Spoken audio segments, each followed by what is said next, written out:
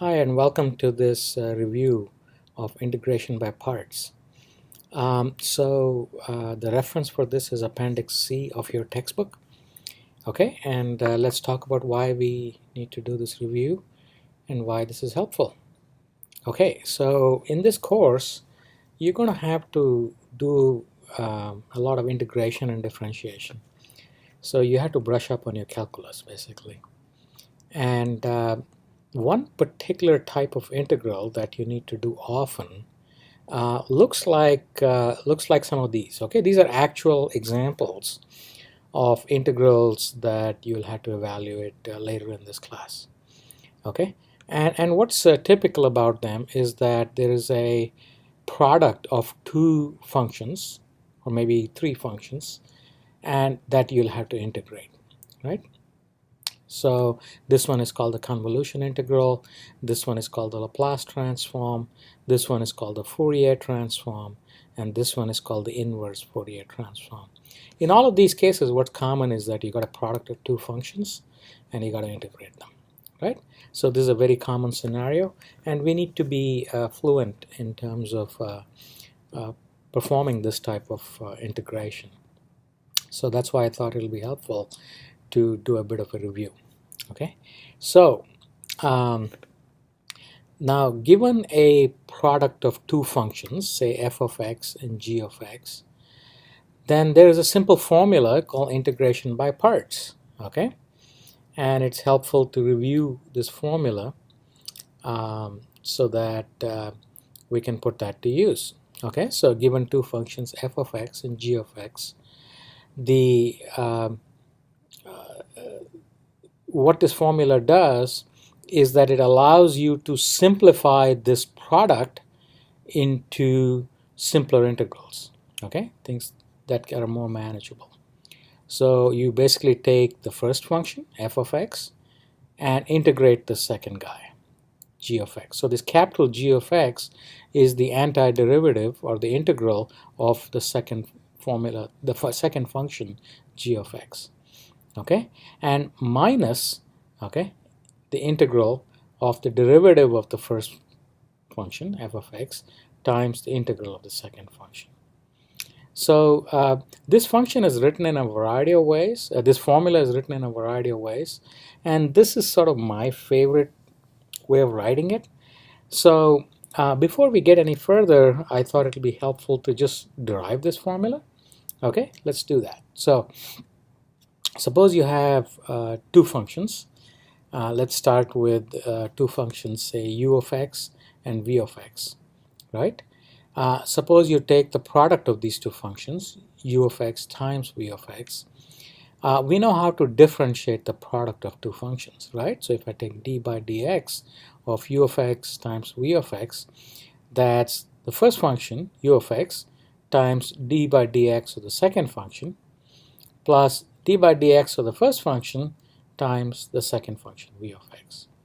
Now, this is a messy way of writing it, so a cleaner way to write that would be that, the derivative of uv is uv prime plus u prime v, where the prime indicates differentiation.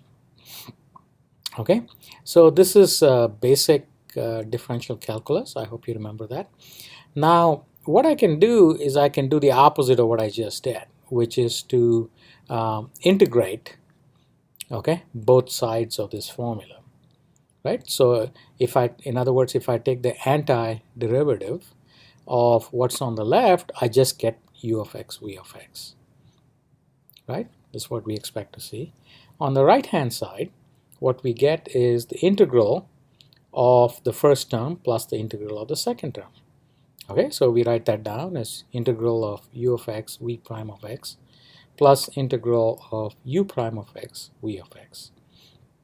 Now, if I take this second term, okay, to the other side, okay, I can write this formula as follows. So u of x, v of x, minus u prime v of x, the integral of that, okay, that's what you see on this side, equals the integral u of x, v prime of x dx. So this is sort of the classical form in which the integration by parts formula is written. So what we can do is to sort of rewrite this same formula in what I think is a slightly more convenient format. Okay, let's do that in the next slide. So this is the classical form, uv prime equals uv minus integral u prime v. Okay, so suppose I substitute, okay, for u of x, okay, I write it as f of x. So f of x is the same as u of x. Okay, now for v prime of x, suppose I call that g of x. Okay, so what that allows me to do is to write the left hand side quite conveniently as a product of two functions f and g. Okay, now since v prime of x is g of x, okay, what that means is v of x is the integral or the antiderivative of g of x. Now it's convenient to sort of write the antiderivative g of x as capital G of x. Okay, and that's how you get this formula. So I consider this to be the more convenient form of the integration by parts formula. Okay, and practically speaking, what I do is, if given a product of two functions, I write the first function and then the antiderivative of the second minus derivative of the first function times antiderivative of the second, and then I integrate the whole thing. Okay, so in this format, okay, you can more conveniently apply the integration by parts formula.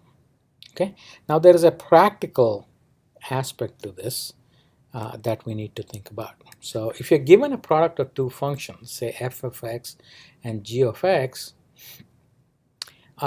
you realize that f of x is being differentiated where g of x is being integrated. So it makes sense for us to choose which of these, which function becomes f and which function becomes g, right? Which is going to be the first one, which is going to be the second one. So common sense dictates that I'm going to choose f of x so that it simplifies when it's differentiated, and I'm going to choose g of x so that it simplifies when it's integrated, right? It makes sense. So with that, I thought we'll work through some examples. What I'm going to do next is I'm going to work through some of the examples in Appendix C of your textbook so that you get the hang of how it's done.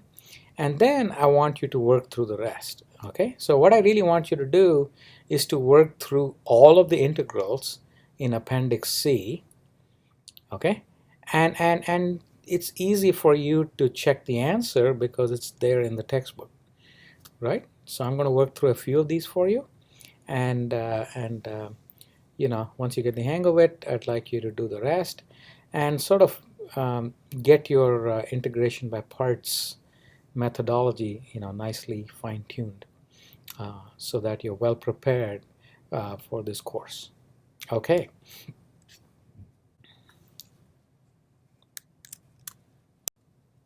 So I'm going to start with you know, section C-2 of your it's the appendix basically. Okay, appendix C-2, and in the appendix you know, it's all about indefinite integrals. So we're not going to worry about the limits at this time. Okay, so here are some of the basic integrals, right? So if you have integral of sine of ax dx, okay, so this is simply minus 1 over a cosine of ax. Okay, this is a basic integral. We'll assume that you can actually memorize and remember this, right? So similarly, if I integrate the cosine of ax dx, okay, now remember that a is a constant. Okay, so this is 1 over a sine ax. Okay, now another basic integral is e to the ax, okay, dx. Now this is simply 1 over a e to the ax. Okay, so I would sort of expect you to sort of memorize these and remember them. And then what we're going to do is we're going to use these sort of over and over again. Okay, now another formula that you want to remember is that if I differentiate, okay, the log of x, okay, I get 1 over x. Okay, that's another formula worth remembering. Now, another formula worth remembering is that if I have a power x to the n, and if I differentiate that, okay, I get n times x to the n minus 1. Okay. Now, similarly, if I take the antiderivative of x to the n dx, okay, I get x to the n plus 1 divided by n plus 1. And sort of as a sanity check, you can try and integrate this guy, right? So if I take integral of n x to the n minus 1 dx, right? This is the same as, okay, you can take this n outside. So you can get n times integral x to the n minus 1 dx, okay? And this is n times 1 over n minus 1 plus 1, which is 1 over n, times x to the power of n minus 1 plus 1, which is just that. Okay, this cancels, so you get back x to the n. So all is well with the world. Okay? Okay, so let's try a few more examples. Okay, so the next example is integral of x times e to the ax dx. Okay, so this is where the integration by parts comes in. So you got two functions, x and e to the ax, and we need to decide which of them is going to be f and which of them is going to be g, right? Okay, now remember that you want to choose f that results in, okay, um, in a simpler formula, okay, when differentiated.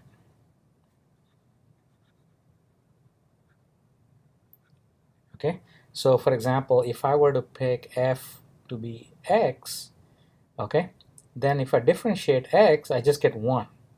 So I can sort of see that this is probably going to have to be f, and this is probably going to have to be g. Okay, and then you pick g so that it results in a simpler formula, okay, when integrated or anti-differentiated. Okay, so in the case of this, okay, if I integrate x, I'm going to get x squared by 2, right? So it's going to get more complicated.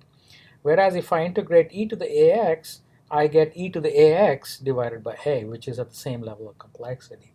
So let's start by saying that f of x equals x and g of x is e to the ax.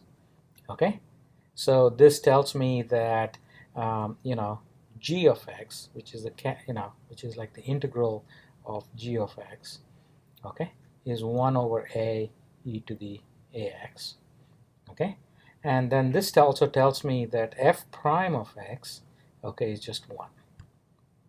Okay, so let's remember the formula. Okay, so if I have two functions, f of x and g of x dx, right, what I'm going to do is that I'm going to take the first guy, okay, and take the antiderivative of the second guy minus integral of, okay, the derivative of the first guy times the antiderivative of the second. Okay, so you want to basically go over this over and over again and try and memorize the heck out of it. Okay, so if you remember it really clearly without making mistakes, remember this has to be a minus sign. This is the most common mistake, is to put a plus there instead of a minus. Okay, so that's one of the things to watch for. So once you do that, right, we can start to substitute, right? So f of x is x, okay, and the antiderivative is 1 over a e to the ax, okay, minus integral f prime of x, which is just 1, times antiderivative, which is 1 over a e to the ax dx. Okay, so this is simply x over a e to the ax minus, okay, 1 over a times integral e to the ax dx. Okay, and the integral of this guy, okay, is simply 1 over a times e to the ax. So you get x over a e to the ax minus 1 over a times 1 over a e to the ax. Okay, so basically you can rewrite this by, in a simpler form by taking e to the ax common. Now remember, you have the denominator a squared here and a here, so you might as well make the denominator a squared, okay, and then write the rest of it here. So it's ax minus 1. Okay, so this is the integral of x times e to the ax dx. Okay, let's try the next one. Okay, so in this case what we're going to do is we're going to try x squared times e to the ax dx. Okay, now what I'm going to do while working this example is to sort of work through it more quickly.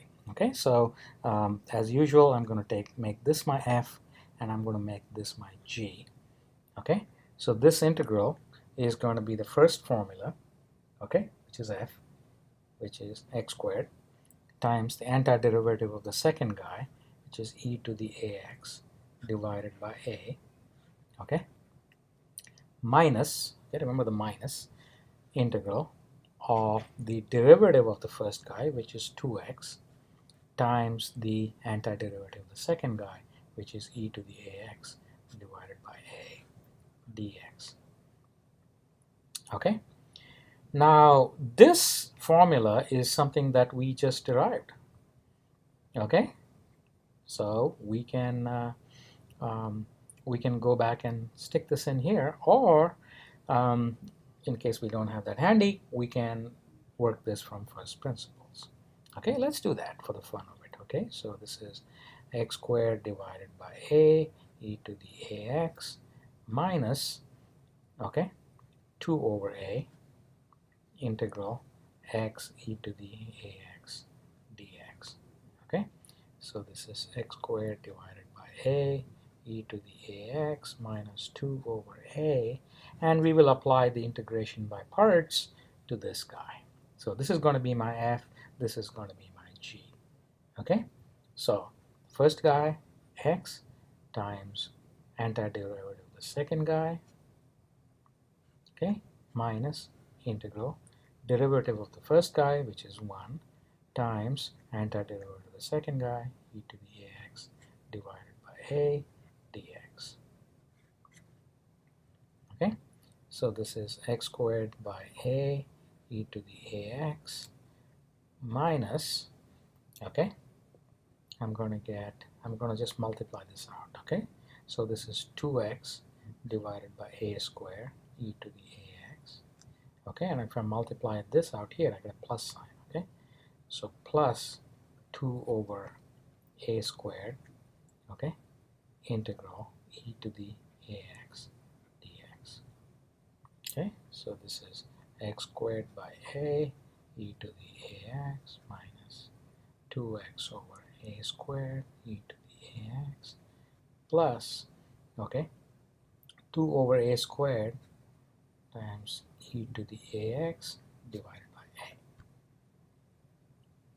a. Okay, so what I can do now is I can sort of rewrite this in the form that's given in your textbook by taking e to the ax outside. Okay, it's a common term, and then I'm going to make the denominators all to be a cubed. Okay, so if I do a cubed, okay, then what I get is I get x squared a squared, okay,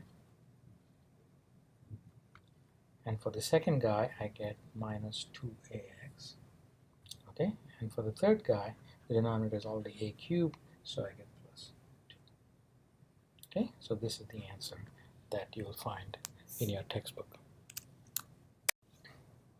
Okay, let's try another example. Okay, so in this case we're going to try log of x, dx. Now this is an interesting case, okay? So this is not really a product of two different functions, okay? But there's no obvious way to do this. So let's see if we can write this as a product of two functions. So one way to do that is to say, okay, this is 1 times log of x dx, because anything multiplied by 1 is itself, right? So one of the functions is f, the other function is g, okay?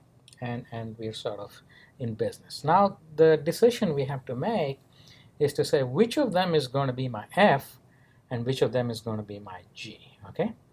Now remember that if I take d by dx of log x, okay, this is 1 over x. So this goes from a logarithmic function to an algebraic function. So this is a sort of a nice simplification, right? I like that, okay? So with that in mind, it makes sense to pick this to be our f and this to be our g. Okay, so I'll rewrite it temporarily as log of x times 1 dx, and this is basically expanded out. Okay, so this is like my f and this is like my g. Okay, so if I write this out, okay, I'm going to write my first function, which is log of x, times the antiderivative of the second guy. Antiderivative of 1 is simply x, okay, and then minus integral of the derivative of the first guy, which is 1 over x, times the antiderivative of this guy, which is x dx. Okay, so this guy cancels. Okay, so I get x times log of x minus integral of 1, which is simply x. Okay, so I get x times log of x minus 1. Okay, so this is the answer. Okay, now let's try another example. How about this one? Integral of x times sine ax dx. Okay, now again, you know, an obvious choice for f and g is going to be that this guy is going to be my f and this guy is going to be my g, because when I differentiate this I get just 1. Okay, so let's do this, and while we are at it, let's just kind of remind ourselves what g of x is. So g of x is basically integral sine of ax dx. Okay, so it's minus 1 over a, okay, cosine of ax. Okay, let's not forget this minus sign. Okay, so and then my f prime of x is going to be just 1. So this integral, okay, is going to be equal to f of x, which is x, times the antiderivative of this, which is minus 1 over a cosine of ax, okay, minus integral, okay, the derivative of this guy, which is 1, times the antiderivative here, which is minus 1 over a cosine of ax dx. That looks a little funky, so let me see if I can clean it up.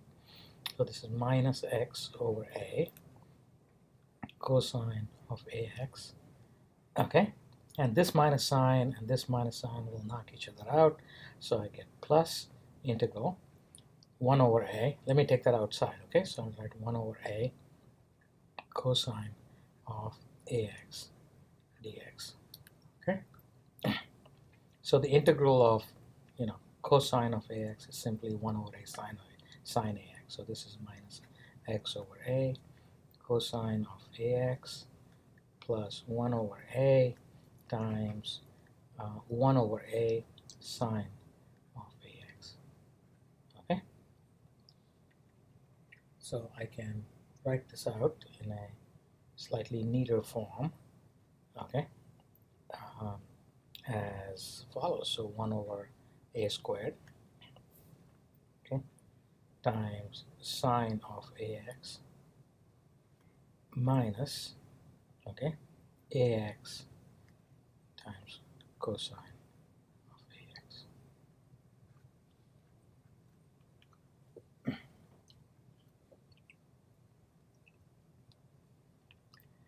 Okay, so what I'd like you to do here is I would like you to try the other one on your own. So I want you to try integral x cosine of ax dx on your own, okay? And then once you finish doing that, check your answer against the textbook and then continue watching the video from here. Okay, let's keep moving along. So now let's try integral x squared, okay, multiplied by cosine of ax dx.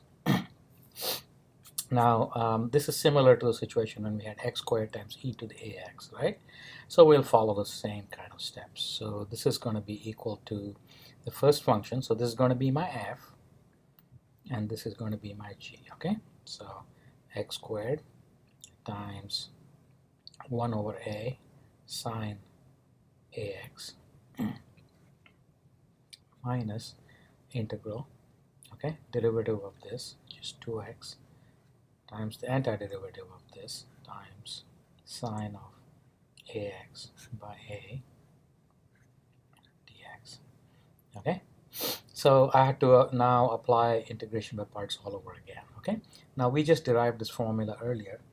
Okay, we can just plug that in, or we can just work it out from first principles, which is just as easy. So this is x squared by a, okay, sine of ax minus 2 over a integral of x sine ax dx.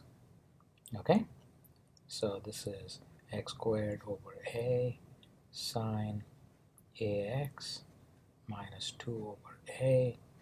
Okay, so this is going to be my f, this is going to be my g.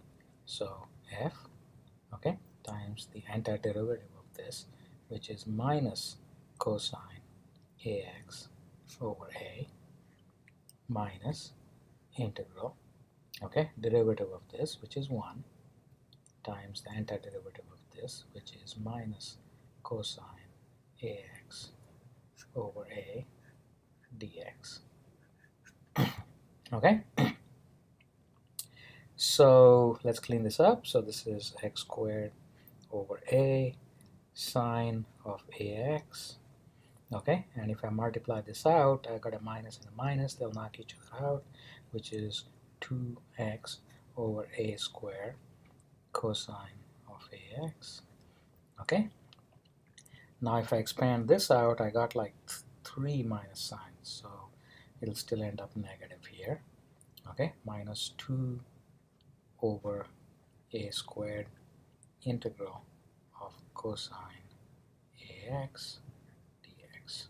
Okay, so this is x squared over a sine of ax plus 2x over a squared cosine of ax, okay, minus 2 over a squared, anti-different derivative of cosine, right? So the antiderivative of cosine, if you remember correctly, okay, is minus sine, okay, sorry, it's just sine ax over a. So I'm going to, write this in a form that's close to what's in your textbook, right? So this is 2x over a squared cosine ax, okay, plus, okay, I got these two terms, I'm going to combine them because they're both sine ax, okay, so I'm going to make the denominator a cubed, okay, so I'm going to get 1 over a cubed times, okay, x squared a squared, okay, I'm going to take that, minus, okay, 2 and then the common term is sine ax. Okay, so this is the final answer, same form as the textbook. So what I'd like you to do now is I want you to try the other one on your own. Okay, so try integral x squared sine of ax dx on your own. And what I want you to do is try it right now and check your answer against what's in the textbook. Okay?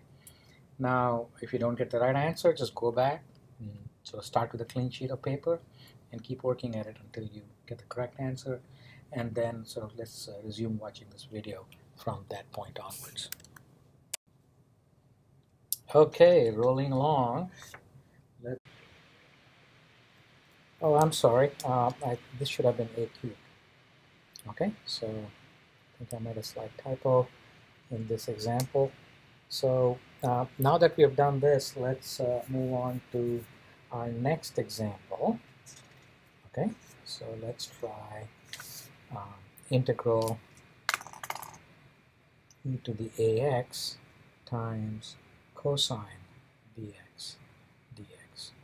Okay, so this is going to be my f, and this is going to be my g. Okay, so if I expand this out, I'll get e to the ax, okay, times the antiderivative of the second guy. Okay, so the antiderivative of this is sine ax divided by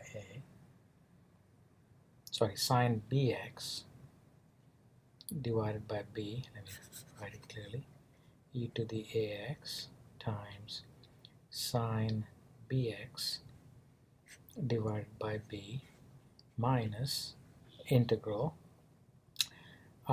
derivative of this, which is a times e to the ax, times the antiderivative of this, which is sine bx divided by b, okay, dx.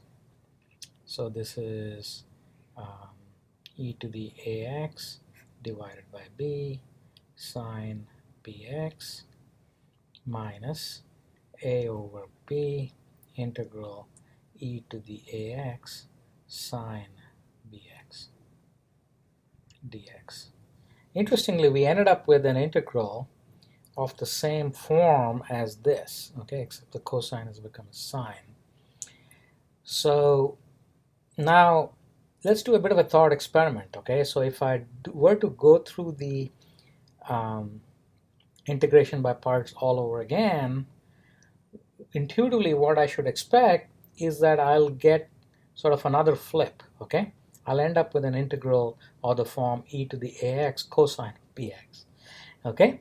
And hopefully I can then solve for it, okay? So that's what I'm going to try. So I'm going to go ahead and differentiate this, e to the ax divided by b sine bx, okay, minus a over b, and then we're going to do it integration by parts for this, okay? This is going to be my f, this is going to be my g, okay? So the first one times the antiderivative of the second, which is minus cosine bx divided by b minus integral, okay, derivative of the first, which is a times e to the ax, okay, times the antiderivative of the second, which is minus cosine bx over b dx, okay?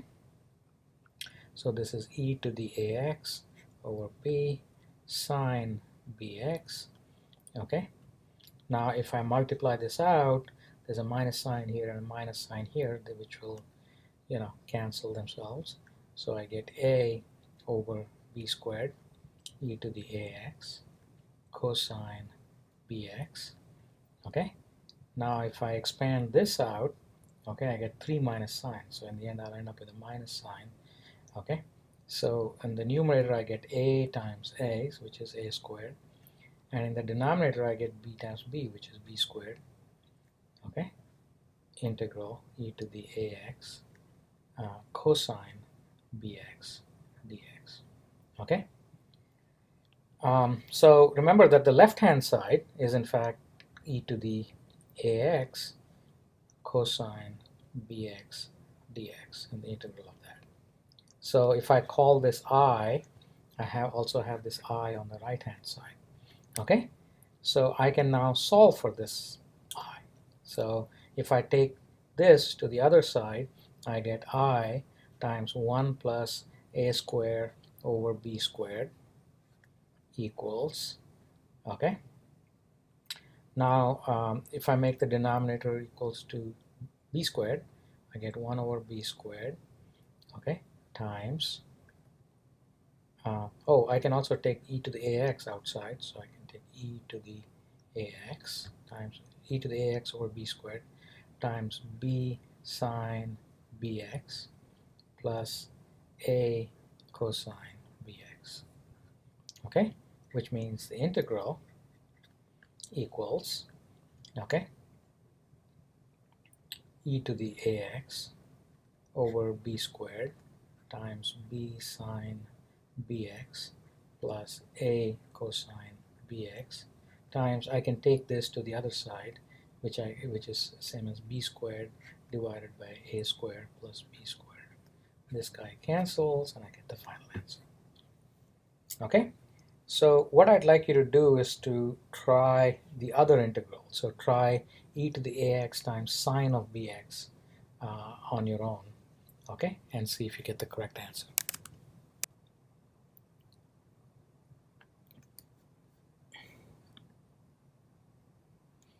Okay, let's try the next example. So let's try this one here. So how about if we want to integrate, okay, sine squared ax dx, okay.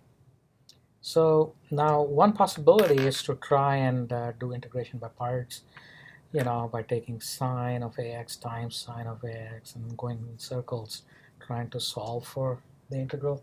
But in this case, okay, it's more prudent to use a trigonometric formula for sine squared of ax. So sine squared of ax, okay, is 1/2 times 1 minus cosine of 2ax, right?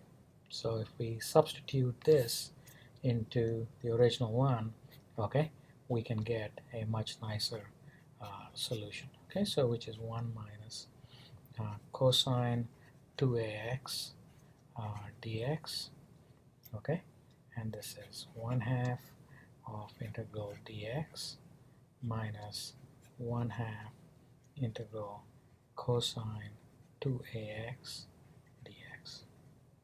Okay, so this is the same as 1/2 times x, so which is basically x over 2 minus 1/2.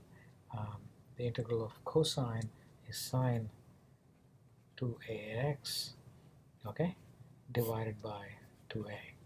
So this is x over 2 minus sine of 2ax divided by 4a. Okay, so what I'd like you to do is to try the other one, integral cosine squared of ax dx. Okay, and you know what answer to get. So if you look up in the appendix, okay, the answer is supposed to be x over 2 plus sine of 2ax, okay, divided by 4a. Okay, so make sure that you get that answer. Okay, so let's chug right along to the next problem. Okay, so how about this one here? Okay, so let me switch pens here. What happened to my other pen? Oh, here it is. Okay, so let's try this one here. Integral of sine ax, okay, times sine bx dx. Okay, so here again, okay, it's prudent to use the trigonometric formulas. Okay, so if you look up the trigonometric formulas, sine a times sine b, okay, is 1/2 times cosine of a minus b minus cosine of a plus b. Okay, so So suppose I set a equals ax and b equals bx, then I get, okay, sine ax times sine bx, okay, is basically, I'll stick that right into the integral. I get 1/2 times cosine of a minus bx minus cosine of a minus a plus b x, okay, dx. So this is 1/2, okay, times integral cosine a minus b x dx minus, okay, integral cosine a plus b x dx. So this is 1/2, okay, times this integral is basically sine of a minus b divided by a minus b, okay, minus 1/2, again this is sine of a plus b, oh sorry, there has to be an x here, okay, x divided by a plus b.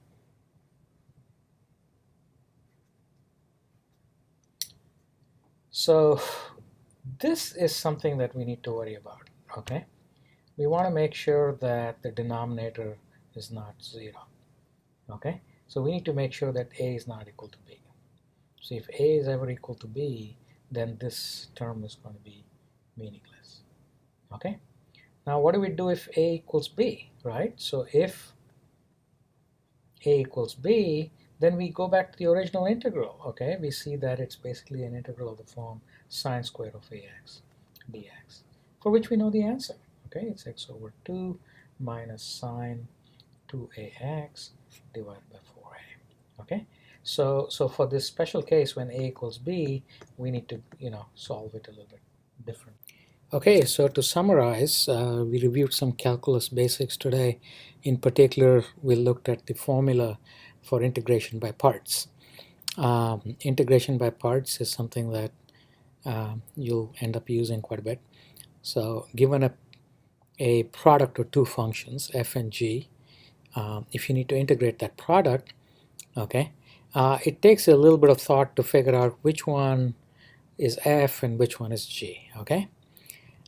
Basically, if you look at the formula for integration by parts, you notice that you're going to be differentiating f. So when you differentiate f, you should get something simpler and nicer to work with. And you also notice that you're going to be integrating g, or in other words, taking the antiderivative of g, and basically try to pick something that is, that results in a bit of a simplification when you integrate it. Okay, so with that in mind, you can go ahead and apply this formula, and this is the most convenient form in which to apply it. Okay, so you take the first term, okay, and write down the antiderivative of the second minus integral of the derivative of the first times the antiderivative of the second. Okay, so what I'd like you to do is work through each of the integrals in Appendix C and make sure you're comfortable with them. Okay, again, I've explained to you the basic methods that we're going to be using. Okay, and if you don't get the correct answer, debug your work and try again. And when you try again, maybe try it on a fresh sheet of paper. Okay, so again, thank you for watching this, and I hope you do well in this class. Okay, thank you.